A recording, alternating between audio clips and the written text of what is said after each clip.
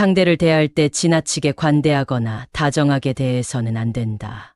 친절이 과하면 상대는 선을 넘게 되고 결국에는 멀어지는 경우가 허다하다.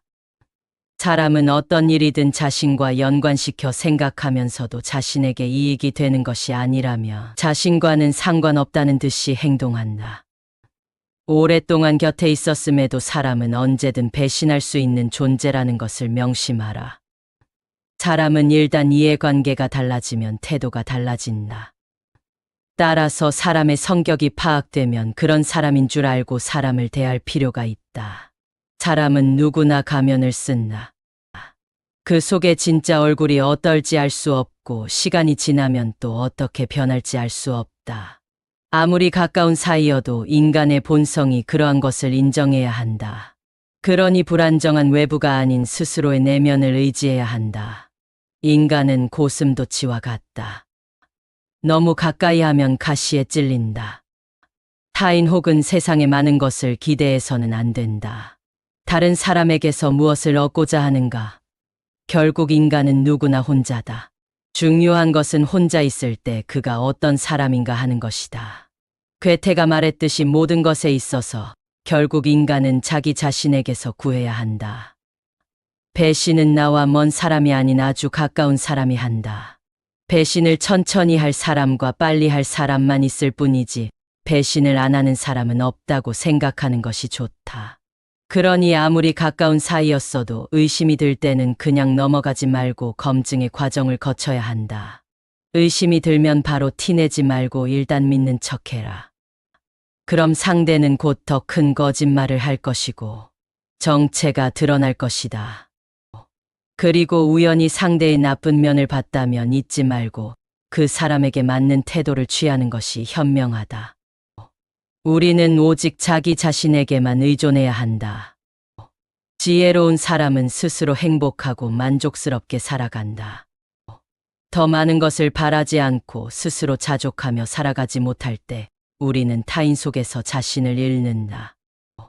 인간의 모든 고뇌와 고통, 불안과 의기소침의 대부분은 상대방이 나를 어떻게 생각할까라는 걱정에서 나온다. 우리들의 질투나 증오심도 대체로 같은 뿌리에서 자란 가지들이다. 타인들의 기준에 따라 사는 사람은 결국 그들의 노예가 되고 만다. 남의 눈을 의식하지 않고 남들이 알아주는 것을 초월해서 사는 사람만이 행복하다.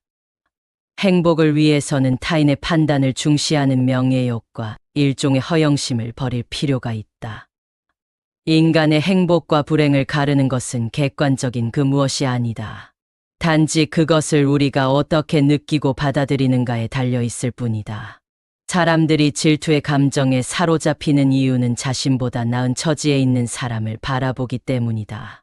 그 사람이 자신보다 더 많은 재물을 가지고 있거나 다른 사람으로부터 더 많은 사랑을 받고 있다고 느낄 때면 사람들은 대부분 자신의 비참함을 생각하게 된다. 모든 불행은 비교하는 것으로부터 시작된다. 질투는 인간의 자연스러운 본능 가운데 하나이기도 하지만 부도덕과 불행의 가시를 품고 있다. 그래서 질투는 옛날부터 우리들의 행복을 가로막는 적이자 죄악으로 간주되어 왔다. 우리는 가능한 질투라는 본능을 우리의 인격에서 잡초처럼 뿌리 뽑아야 할 것이다. 자신의 소유에 만족하고 이를 즐기려면 남들과 비교하지 말아야 한다.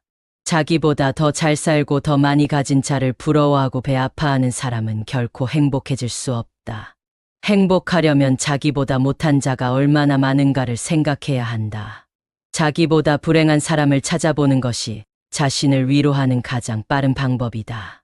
이 지구상에 나보다 불행한 사람이 얼마나 많은지 생각해보라. 태어날 때부터 앞을 보지 못하거나 듣지 못하는 사람들, 한 끼 식사조차 제대로 못하는 사람들. 그들도 역시 그대의 주변에서 그대와 함께 살아가고 있는 사람들이다. 지금 얼마나 많은 사람들이 당신보다 앞서 있는가를 생각하기보다는 얼마나 많은 사람들이 당신의 뒤를 따르고 있는가를 생각하라. 인간이 살고 있는 이 세상은 그가 바라보는 각도에 따라 모양이 달라진다. 우리는 흔히 자기가 가진 것은 생각하지 못하고 자신에게 부족한 것만 생각하기 마련이다. 그대로 불행의 길을 걷게 된다. 우리는 항상 위보다 아래를 보고 살아가야 하며 자기보다 행복하다고 여기는 사람이 겉으로 보기에만 그런 것인지 아니면 실제로는 불행을 감추어 사는 것은 아닌지 의심해 봐야 한다. 지금 다른 사람들의 상황을 부러워하고 있는가? 사실 사람들의 상황은 그 사람들의 성격에 맞을 뿐이고 당신 성격에 맞는 것은 아닐 수도 있다. 만일 당신이 상황에 놓인다면 자기를 불행하게 느낄 것이고 참기 힘들어질 수도 있다. 물고기에게는 물속이, 새에게는 하늘이, 두더지에게는 땅속이 행복한 것처럼 자기에게 적합한 분위기만이 행복을 주는 것이다. 자기 마음이 어떻게 움직이는가에 따라 행복과 불행은 서로 위치를 바꾼다. 이미 바꿀 수 없는 불행한 과거는 되도록 빨리 잊어버리자. 또한 언제 닥칠지 모르는 미래 때문에 마음의 평화를 잃는 일은 없어야 한다. 이를테면 우리는 불행한 일이 절대로 일어나지 않을 것이라거나 적어도 지금 당장은 일어나지 않을 것이라는 것을 안다. 타인과의 관계도 마찬가지다. 타인의 관계를 유지하기 위해 연연하지 말고 자신의 생각과 판단을 중심으로 살아야 행복해질 수 있다. 우리가 남의 평가를 중요하게 생각할수록 스스로에게 해가 되고 점점 약해진다. 그러니 본능을 잘 다스려 남의 칭찬이나 비난에 흔들리지 말고 내 생각과 주관을 우선으로 생각해야 한다. 남의 눈을 의식하지 않고 남이 알아주는 걸 개의치 않는 사람은 훨씬 행복하다. 일의 내용이나 결과보다 더욱 중요한 것은 그 일에 대해 내가 어떻게 생각하느냐이다. 남들이 뭐라고 생각할까 늘 이런 생각에 사로잡혀 사는 사람은 노예일 뿐이다. 노예는 늘 주인의 눈치를 살피고 주인의 명령에 따라야 하는 운명이다. 왜 남을 나의 주인으로 만드는 노예의 짓을 하려고 하는가? 결국 인간의 행복은 얼마나 홀로 잘 견딜 수 있는가에 달려있다. 우리가 느끼는 거의 모든 슬픔은 사람들과의 관계에서 발생한다. 우리는 다른 사람들과 같아지기 위해 우리 인생의 대부분을 낭비한다. 사람들의 눈높이에 나를 맞추려는 데서 모든 불행이 시작된다. 사람은 혼자일 때 온전히 자신이 될 수 있다. 그가 고독을 사랑하지 않는다면 자유를 사랑하지 않는 것이다. 인간의 사교는 사교가 좋아서가 아니라 고독이 두려워서이다. 나는 어쩔 수 없이 내가 나를 부끄러워하지 않는다면 사람들도 나를 부끄러워하지 않게 될 것이다. 우리의 모든 불행은 혼자 있을 수 없는 데서 생길 것이다. 그러니 고독을 사랑하는 습관을 가져야 한다. 남들과 달리 뛰어난 개성을 지닌 사람은 본질적으로 타고난 것이 고립의 성향이기 때문에 젊은 시절에는 어려움을 느끼지만 나이가 들면 오히려 자유로운 기분이 들게 될 것이다. 젊은 시절에는 고독을 사랑하는 습관을 어렵게 가질 수 있었다며 이제는 그런 마음이 아주 편안하고 간단한 것들이 될 수 있다. 즉 고독한 마음은 마치 물 만난 물고기처럼 아주 자연스럽게 되는 것이다. 삶이 어떤 것으로 다가오는가 하는 문제는 전적으로 그 사람의 기분에 따라 달라진다. 젊고 아름답고 부유한 사람이라고 해도 그 사람이 진정으로 행복한지 아닌지는 판단할 수 없다.